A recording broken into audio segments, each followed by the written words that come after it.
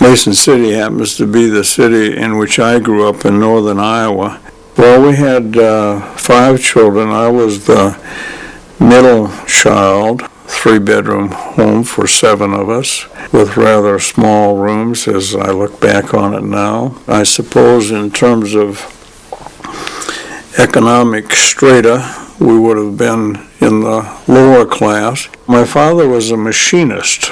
He worked in the roundhouse there in the Milwaukee Railroad. He was out of employment for a few years. When I was about 10 years old, he became ill with tuberculosis. They referred him to a sanatorium where he lived for somewhere between 1 and 2 years.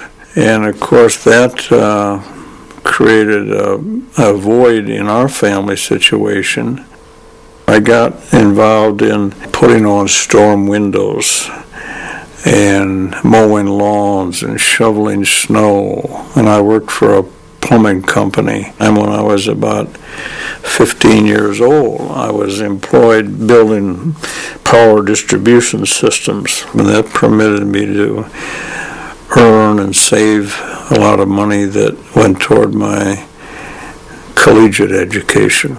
When I came out of the Army, I had the GI Bill, and that permitted me to come down here to the University of Iowa for 2 years of graduate education. I finished my graduate work in 1957, and I went to work for the University of Iowa hospitals in 1958.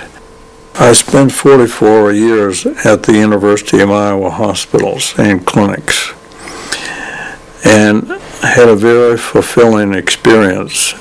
To achieve in the hospital field, I think there was a feeling of helping others.